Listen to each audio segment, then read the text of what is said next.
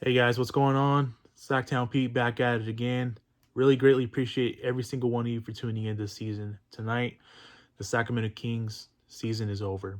They lost to the New Orleans Pelicans, 105 to 98 in from New Orleans.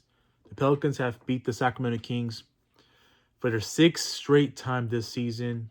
Ah, boy, what a disappointing end to a season that had so much potential. Um, Before I get into it, let's just start off with the numbers of the starting five. The final stat line of the season for the Sacramento Kings. Let's take a look at it, man. Sabonis in 42 minutes, he had 23 points, 14 boards, 7 assists, 3 steals, 1 block.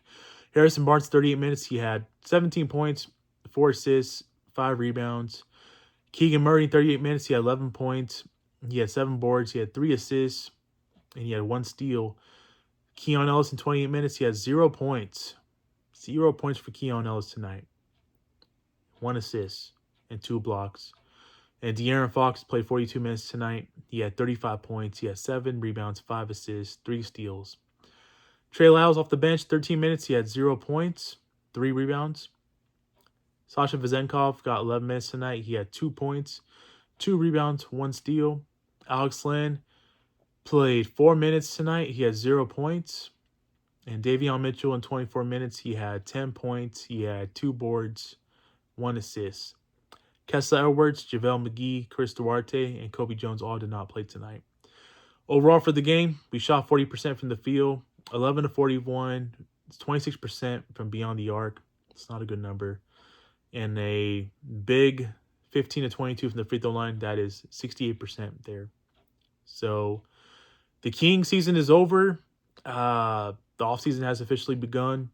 And I'm disappointed. Let me explain why I'm disappointed. Majority have been telling me 46 wins is a good, successful season. It's not a good, successful season by my standards. It's not. Let me explain why. You're coming off a season where you finished third in the Western Conference. You won the Pacific Division. And to follow up with that, you're supposed to progress. You're not supposed to regress. The Sacramento Kings regressed this year. They regressed this year. They ran it back with the same team, and they showed why they regressed this year. The way they finished the season the last 2 weeks, 3 weeks, or you could say the last month of the season, they did not finish strong. You know, after the All-Star breaks, you're supposed to push hard and finish strong. Yes, I know Kevin Huerter went down and is out for the year. Yes, Malik Monk was a big loss. I get that. And you can take a look at those 2 injuries. You can say that 46 wins is a positive season, a winning season.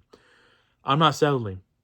Me personally, it was not a good season because not only did you have injuries, you had so many chances this season to secure a top 6 spot, and you did not take advantage of it. You instead, throughout the season, you disappointed, and tonight was no different. The other night, when you beat and destroyed the Golden State Warriors in the dynasty, um, you're supposed to follow up with that with the win tonight and get into the playoffs. You did not do that. You disappointed tonight. You beat the Warriors. That win doesn't mean anything to me. Yes, we beat them the other night. But what does that mean? We are now joining the offseason with them because our season did not progress forward. And I'm just disappointed. Really am disappointed. You know, this team, the Pelicans, have just dominated and destroyed the Sacramento Kings all season long this season. And to a extent, I'm sick and tired of the Pelicans. Honestly speaking, I am sick and tired of the Pelicans. I hope OKC smashes and destroys the Pelicans in the playoffs because that's how disgusted and sick and tired I am of the New Orleans Pelicans this season. Each game, they've won by double-digit points. They've destroyed the Sacramento Kings. And even knowing that Zion Williamson was out tonight, show some damn pride. Have some dignity. The Kings did not do that tonight. They still folded, knowing that Zion Williamson was out tonight. I expected a change. I expected the Kings to come out and make a statement. Say, hey, you know what? Enough is enough. We're 0-5. We got to win this game. It's win or go home. And yet, it was the same story all over again. Defensively getting beat by assignments, and offensively not making shots.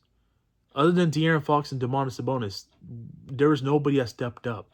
Nobody that stepped up other than De'Aaron Fox and Domantas Sabonis.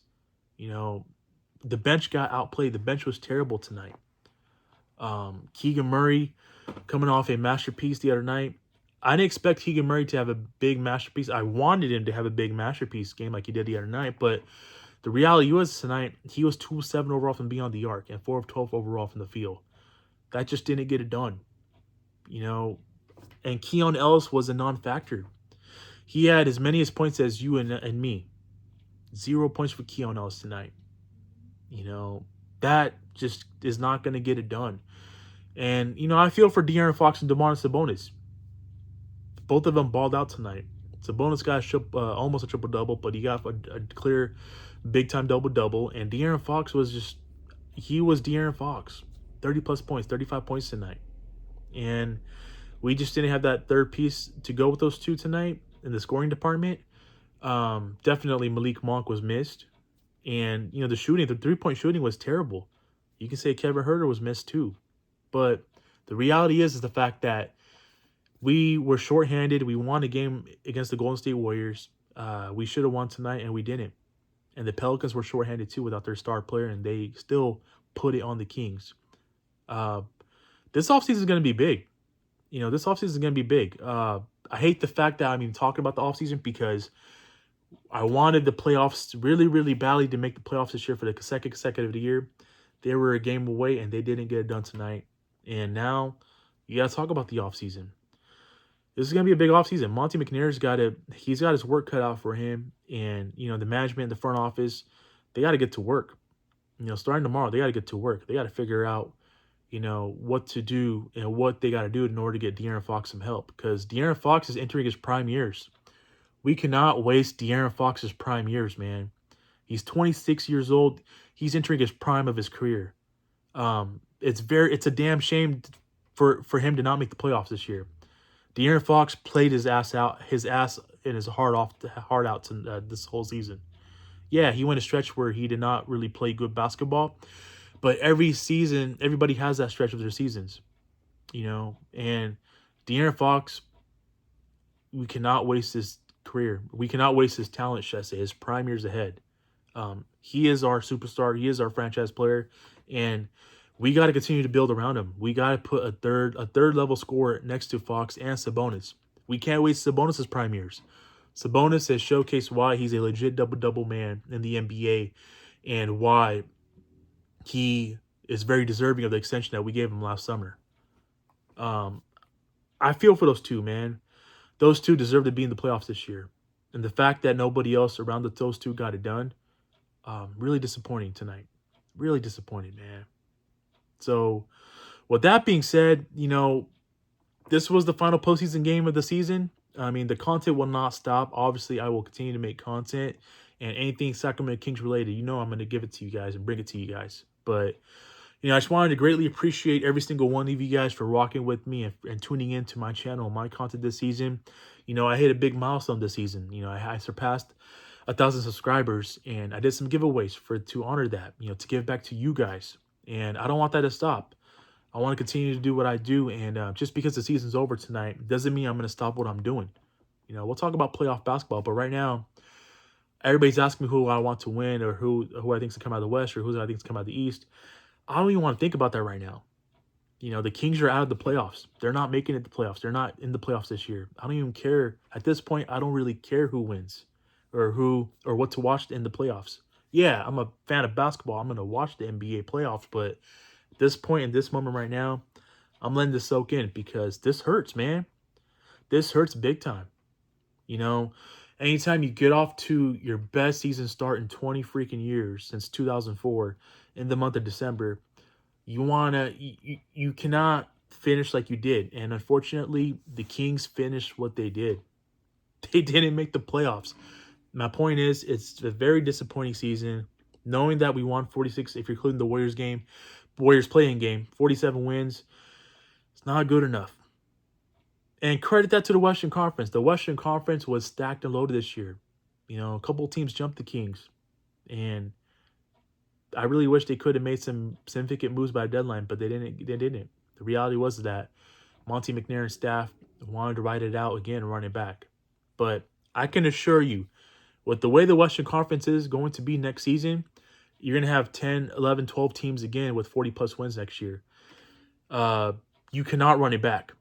With this current constructed roster, you cannot run it back. Changes. It's clear that changes will have to be made, and changes will be made.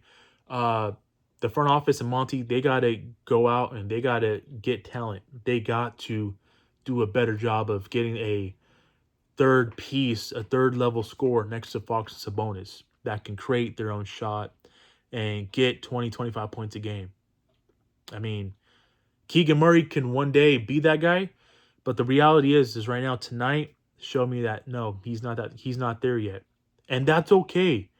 That is perfectly fine. He was garbage tonight, but that's perfectly fine. He's only in his second year, guys.